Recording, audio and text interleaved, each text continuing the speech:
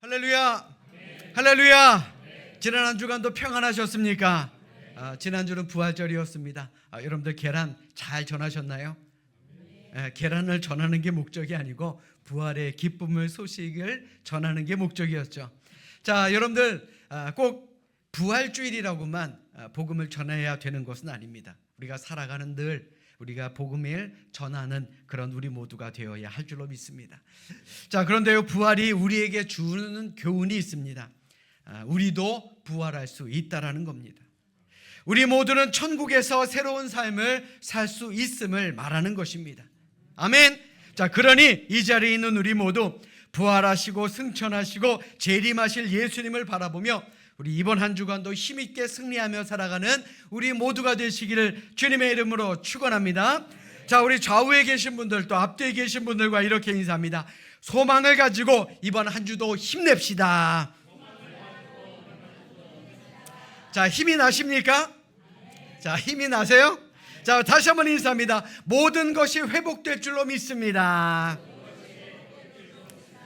그래, 우리의 입술의 고백대로 하나님께서는 우리의 모두의 삶에, 그리고 우리의 가정과 일터, 그리고 이 교회와 이 나라에 반드시 하나님의 공의가 회복되게 만드심을 믿는 우리 모두가 되시기를 주님의 이름으로 간절히 축원합니다.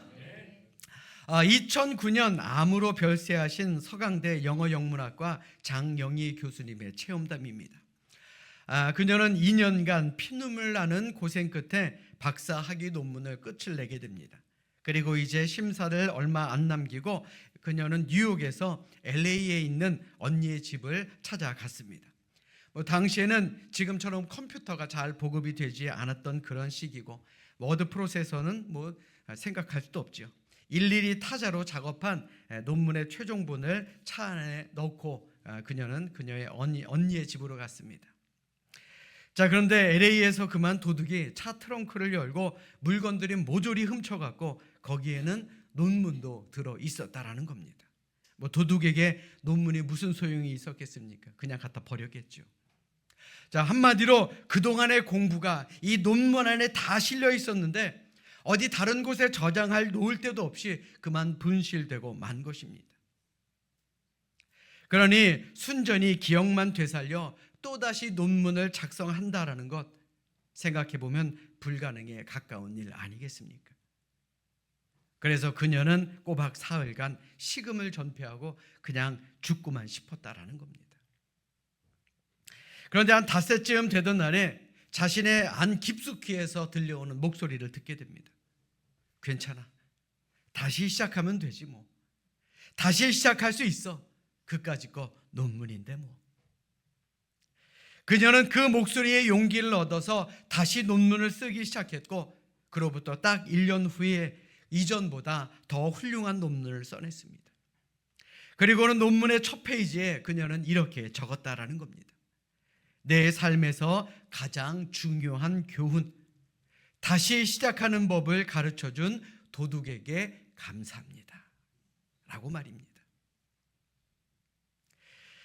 우리도 이 세상을 살다 보면 우리의 뜻대로 되지 않는 일들이 있습니다. 모든 것이 다 허물어진 듯 여길 수 있는 그런 일들도 늘 있습니다. 특별히 우리의 가정이나 우리의 교회에서 큰 일, 좋은 일, 큰 행사 잘 마치고 나면요, 여지없이 고난과 시험이 우리를 찾아오게 되는 것을 우리는 여러 번 경험하게 됩니다. 자, 그럼에도요, 하나님은 우리를 실패자로 만들지 않으셨고 우리 모두를 천국의 승리자로 만들어주시는, 이끌어주시는 분임을 우리는 기억해야 할 줄로 믿습니다. 아멘. 그런 하나님께서 오늘도 우리를 예배의 자리로 불러주셨습니다. 자, 그러니 우리 성경을 높이 들고 우리의 믿음을 고백하도록 하겠습니다. 자, 우리 성경을 높이 드십니다. 저는 예수 믿어 구원받았습니다. 저는 예수 믿어 하나님 자녀 되었습니다. 저는 예수 믿어 천국 백성 되었습니다. 하나님께서 선물로 주신 오늘 하나님 말씀으로 가르침을 받습니다. 눈을 열어 주의 법 안에 있는 놀라운 진리를 보고 깨닫게 하소서. 아멘으로 순종하여 하나님께 영광 돌리는 삶이 되게 하소서. 아멘. 고백한 대로 살아가시는 여러분들 모두가 되시기를 주님의 이름으로 축원합니다. 우리가 성경을 통해 잘 알고 있듯이 예수님은 3년이라는 공생의 기간 동안 참으로 많은 일을 하셨습니다. 자, 그런데 성경에 기록된 일만 하셨을까요? 요한복음 20장 30절로 31절의 말씀에 보시면 예수께서 제자들 앞에서 이 책에 기록되지 아니한 다른 표적도 많이 행하셨으나 오직 이것을 기록함은 너희로 예수께서 하나님의 아들 그리스도이심을 믿게 하려 함이요 또 너희로 믿고 그 이름을 힘입어 생명을 얻게 하려 함이라 라고 기록합니다. 다 기록하지 않았다는 얘기죠. 요한복음 21장 25절의 말씀을 쉬운 성경으로 보면 이러합니다. 이 외에도 예수님께서 행하신 다른 일은 많이 있습니다. 만일 그 일을 일일이 다 기록한다면 온 세상이라도 그것을 기록할 책을 담기에 부족할 것입니다. 여러분들 잘 들으십시오. 예수님께서는 살아계실 때에도 많은 일을 하셨지만 부활하신 후에도 엄청나게 많은 일을 하셨다라는 겁니다. 예수님께서 부활하신 후 40일 동안 이 세상 속에 계시다가 하늘로 올라가셨는데 비록 40일이라는 짧은 기간 이 땅에 계셨지만 성경에 기록된 일 외에도 수많은 일들을 예수님께서는 하시고 그리고 승천하셨다라는 말입니다. 자, 그렇다면 예수님께서 과연 어떤 일을 하셨을까요? 여러분들이 만약 부활하신 예수님이다라고 생각한다면 가장 먼저 누구를 찾아갔겠습니까? 억울하게 죄도 없는데 십자가 사형 판결을 내린 빌라도에게 원수를 갚으러 가야 합니까? 아니면 하나님의 아들도 몰라보고 예수를 죽여달라고 빌라도에게 고소한 당시의 종교 지도자들, 제사장, 서기관, 바리새인, 장로들을 찾아가서 너희들이 나를 죽였지만 이것 봐라, 나 다시 살아났다, 이제 내 매운맛 좀 봐라 하시며 복수해야 합니까?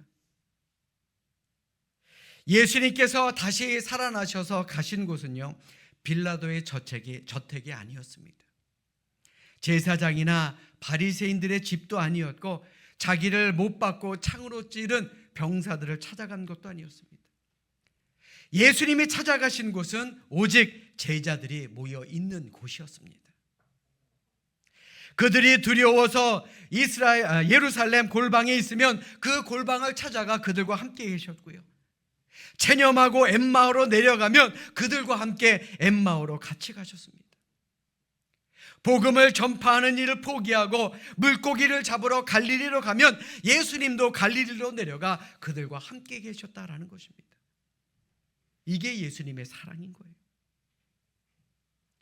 그러면서 예수님이 제자들에게 하신 세 가지 일이 있습니다. 그 세 가지 일이 뭐냐? 그 첫 번째는요, 제자들에게 의심하지 말라라고 말씀하셨습니다. 예수님이 부활하셨는데 제자들의 반응은 과연 어땠습니까? 마태복음 28장 17절의 말씀 보십시오. 예수를 배웠고 경배하나 아직도 의심하는 사람들이 있더라. 또 마가복음 16장 14절의 말씀 보십시오. 그 후에 11제자가 음식 먹을 때에 예수께서 그들에게 나타나사 그들의 믿음 없는 것과 마음이 완악한 것을 꾸짖으시니 이는 자기가 살아난 것을 본 자들의 말을 믿지 아니함일러라. 믿었다는 거예요? 안 믿었다는 거예요? 안 믿었다는 겁니다. 의심했다라는 거예요. 예수님의 부활을 의심한 제자들도 있었다라는 겁니다. 여러분들은 누구에게 의심받아 본 적이 있으십니까? 사람이 제일 모욕감을 느끼고 기분 나쁜 게요, 의심받는 거다라고 그러더라고요. 베드로를 비롯한 다른 제자들은 예수님의 무덤이 비어있는 것을 자신들의 눈으로 확인했습니다. 그러면요, 예수님의 부활을 믿는 척이라도 해야 될 것 아닙니까? 그런데 믿지 않고 의심했다라는 겁니다. 다른 사람들은 몰라도요, 제자들은 그러면 안 되는 것 아닙니까? 만약 제가 예수님이었다라고 해도요, 상당히 기분 나쁘고 답답한 일이었을 것입니다. 예수님도 오죽 답답하셨으면 못 박힌 손과 창에 찔린 옆구리를 보여주시면서까지 제자들에게 의심하지 말라라고 말씀하셨겠습니까? 사랑하는 여러분, 부활하신 예수님을 친히 만나 뵙고 만져보고 함께 하면서도 죽음에서 다시 사신 것을 의심했던 그 옛날 제자들을 보면서 오늘날 우리의 믿음도 한번 살펴봐야 할 줄로 압니다. 우리 가운데요, 어느 누구도 예수님이 부활하신 것을 우리의 눈으로는 확인하지 못했습니다. 목격하지 못했습니다. 그러나 우리는 성경에 기록된 말씀을 통해 의심하지 아니하고 예수님이 다시 살아난 것을 믿는 그러한 성도가 되어야 하지 않겠습니까? 여러분들에게 묻겠습니다. 여러분들은 의심 없이 예수님의 부활하신 사실을 믿으십니까? 믿으십니까? 믿으신다면요, 이렇게 신앙생활하면 안 되는 겁니다. 예수님이 다시 살아난 것을 믿는다라는 것은요, 이 자리에 있는 우리 모두도 다시 우리도 부활할 것을 믿는 것인데 그냥 어물쩍 대충 믿음 생활을 해서야 되겠느냐라는 것이죠. 내 기분 내키는 대로, 내 마음에 드는 대로 신앙생활을 하면 안 되는 것 아니겠습니까? 그러므로 우리가 진짜 부활신앙을 가졌다면 내 기분대로 믿는 기분신앙을 버리고요, 말씀에 기초를 둔 부활신앙을 가져야 할 줄로 믿습니다. 우리도 못 믿으니까 의심하게 되는 것 아닙니까? 못 믿고 의심하니까 하나님의 자녀라고 하면서도 내 마음대로 내 뜻대로 살아가는 것 아닙니까? 사도 바울의 삶을 한번 생각해 보십시오. 그가 다메섹으로 가던 가운데 부활하신 예수님을 만납니다. 그리고 난 다음에 그가 어떻게 합니까? 그는 절대로 예수님을 의심하지 않았습니다. 예수님의 제자들 가운데, 사도들 가운데 유일하게 사도 바울은 예수님을 보지 못했습니다. 그럼에도 그는 예수님을 만났고요, 믿고 확신하며 주어진 모든 일에 충성을 다했다라는 겁니다. 때로는 오해를 받았고 때로는 핍박을 받았어도 그는 의심하지 않았습니다. 심지어 죽음까지도 두려워하지 않고 그는 예수님을 향해 충성을 다했다라는 겁니다. 로마서 14장 8절의 말씀 쉬운 성경으로 준비했습니다. 우리 자막을 보면서 함께 합독하겠습니다. 자, 우리 큰 소리로 함께 읽습니다. 시작. 우리가 산다면 그것은 주님을 위해 사는 것이고 죽는다면 주님을 위해 죽는 것입니다. 그러므로 살든지 죽든지 우리는 주님의 것입니다. 아멘. 지금 우리의 신앙은 과연 어떠합니까? 이 시간 다시 한번 예수님의 부활을 우리 말씀 안에서 확인하시고 그 부활이 나의 부활이 됨을, 그 보증이 됨을 믿으시고 우리 전혀 의심하지 않고 열심히 부지런히 충성을 다하시기를 주님의 이름으로 부탁드립니다. 오직 예수님만 바라봐야죠. 사람 바라보지 마세요.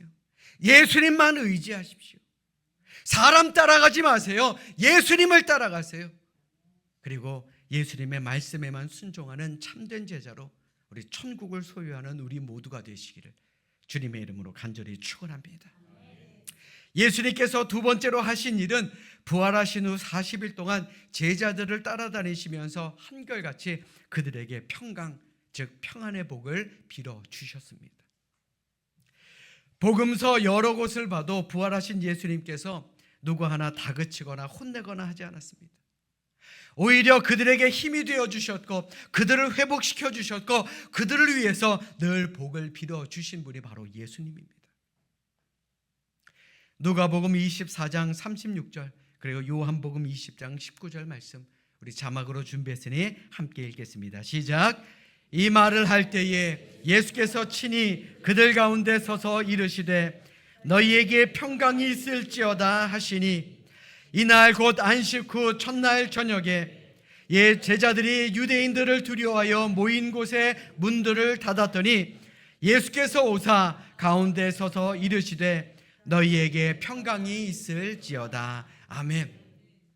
예수님은 제자들을 만날 때마다 의심하지 말라고 말씀하시고요, 그들에게 평안, 즉 평강이 있으라라고 축복해 주셨습니다.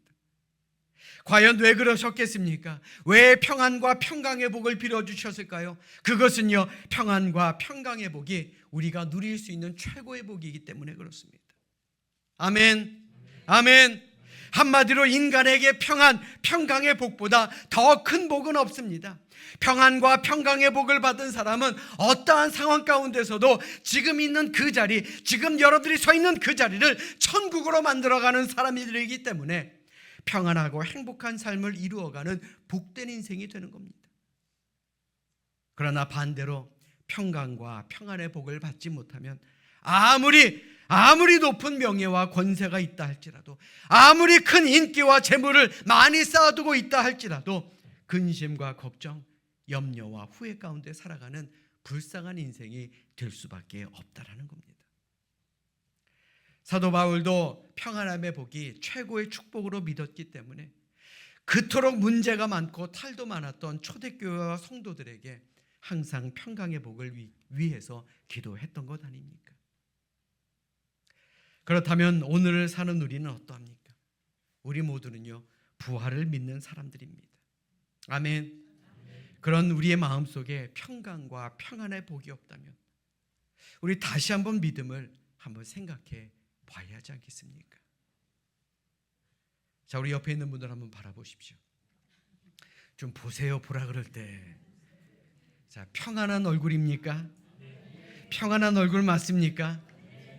자, 우리 교회 성도들은요, 다른 교회 성도들보다 더 평안할 수 있기를 바랍니다. 이거 제 욕심입니다. 저도요, 이를 위해서 늘 기도하고 있습니다. 자, 우리 옆에 있는 분들과 이렇게 인사합니다. 주님 안에서 평안하시길 바랍니다. 자, 다시 한번 인사합니다. 모든 것이 다 잘 될 겁니다. 맞습니다. 우리 모든 것 평안함의 복을 하나님께서 주심을 믿으시고 우리 힘있게 승리하며 사시는 우리 모두가 되시기를 주님의 이름으로 축원합니다. 제가 참 좋아하는 배우 중에 김수로라는 배우가 있습니다. 아마 아시는 분들 아실 겁니다. 그런데 그가 코로나에 걸린 적이 있었는데 그 병을 통해서 그가 크게 깨달은 것이 있다는 겁니다. 백문이 불여일견이라고 영상을 준비했으니 우리 함께 보도록 하겠습니다. 난 죽을 고비를 넘겼어. 몇 년 전에 내가 코로나로 죽을 뻔했어. 이게 집에 산소포화기 기계가 꼭 있어야 되는 이유가 90 밑으로 떨어지면 꼭 응급 119에 전화하라고 하거든. 어떠한 병으로 생을 마감할 때는 제가 죽는 걸 몰라요. 호흡이 천천히 안 되면서 자면서 내가 이걸 경험한 거야. 이때 옆에 있지 않으면 감는다. 제가 집에서 이게 이 분들이 네 분이 오셔서 나를 끌고 내려갈 때 내가 엉엉 왜냐하면 내가 가니까 길거리에 사람이 없는 거야. 나를 이 완벽한 바이러스 세상에 나를 버렸구나라는 생각이 그러면서 눈물이 그냥 그거를 경험하고 내 인생이 바뀌었어. 용서 못할 것도 없고 다 사랑스럽고 다 용서가 돼. 자, 어떠십니까? 우리 모두는요, 부활을 믿는 사람들입니다. 코로나에 걸려서 죽을 고비를 넘겼던 배우도 그 후에 세상을 보는 눈이 이렇게나 달라졌는데 죽음 이후 부활을 믿는 우리의 삶에 평안과 평강이 없다라면 우리의 믿음이 온전한 믿음이겠느냐라는 말입니다. 여러분들 생각해 보십시오. 지금도 우리의 마음속에 부활하신 예수님이 주신 평안과 평강의 축복이 없다면, 축복이 있다면 우리는 서로 사랑하지 못할 사람이 어디에 있으며 이해하지 못할 상황이 어디에 있겠느냐라는 겁니다. 그러니 우리 서로 사랑합시다. 서로 이해합시다. 서로 용서하고 서로 품어주고 서로 부활의 신앙 안에서 하나 되시기를 주님의 이름으로 간절히 축원합니다. 자, 마지막으로 예수님은 제자들에게 부여받은 사명을 잘 감당하도록 성령을 받으라고 말씀하셨습니다. 다시 말해 제자들에게 복을 빌어주시고 그들에게 새로운 사명을 허락해 주신 것입니다. 사도행전 1장 3절의 말씀 보십시오. 그가 고난 받으신 후에 또한 그들에게 확실한 많은 증거로 친히 살아계심을 나타내사 40일 동안 그들에게 보이시며 하나님 나라의 일을 말씀하시느니라. 예수님이 부활하신 후 40일 동안 제자들과 함께 계시며 이제 너희들이 앞으로 해야 될 사명이 무엇인지 그들에게 하나하나 다시금 가르쳐 주셨다라는 겁니다. 그렇다면 그 사명이 뭡니까? 온 천하를 다니며 만민에게 복음을 전파하라. 또 모든 족속으로 제자를 삼아 아버지와 아들과 성령의 이름으로 세례를 베풀라. 그리고 그들에게 가르쳐 지키게 하라. 이것이었습니다. 그런데 이게 자신의 힘으로는 불가능한 것 예수님도 잘 아셨습니다. 그래서 예수님은 그들에게 성령을 받으라 라고 말씀하신 것입니다. 성경에서는 성령을 보혜사라고 표현하죠. 이 보혜사라는 의미가 뭡니까? 영어로 헬퍼, 즉 돕는 자라는 말입니다. 다시 말해 예수님이 제자들을 찾아오셨고 그들에게 평안을 주셨고 그들에게 새로운 사명을 주셨는데 제자들은 연약하기 때문에 예수님은 성령이라는 든든한 동반자를 그들에게 보내주신 것입니다. 그리고 성령의 충만함을 입은 그들은 그 성령의 힘으로 초대교회를 잘 이끌어갈 수 있었다라는 것입니다. 사랑하는 여러분, 예수님께서 제자들에게 지금으로부터 2000년 전에 맡기신 그 사명은 과거 제자들에게만 주시는 사명 아닙니다. 오늘을 사는 우리에게도 부여하신 사명입니다. 그러므로 우리도 주님의 사명을 잘 감당하려면 우리도 성령 충만해야 할 줄로 믿습니다. 아멘. 성령을 받지 아니하고는 우리는 영혼의 구원의 안내자로서 또 주님의 위임하신 사명을 절대로 감당할 수가 없는 사람들입니다. 그러니 성령 충만함을 받으시기를 주님의 이름으로 축원합니다. 예수님을 직접 모셨던 제자들도 성령을 받았을 때에 그들은 패배의 자리에서 벗어나 복음 증거의 사명을 잘 감당할 수 있었던 것처럼 오늘을 사는 우리도 더더욱 성령의 충만함을 받아 주어진 모든 사명을 잘 감당할 수 있게 되기를 이 시간 주님의 이름으로 간절히 부탁드립니다. 이 시간 진정으로 바라기는 근심과 걱정 속에 있던 제자들을 찾아오시고 그들에게 믿음의 확신과 그리고 평안과 사명을 주셨던 예수님께서 오늘을 사는 우리에게도 찾아오시고 세상 모든 어려움을 이겨내게 만드시고 주어진 사명을 잘 감당하도록 만드시는 예수님의 그 은혜를 받고 우리 이 땅 위에서 주님 잘 전하며 사는 우리 모두가 되시기를 주님의 이름으로 간절히 축원합니다. 축원합니다.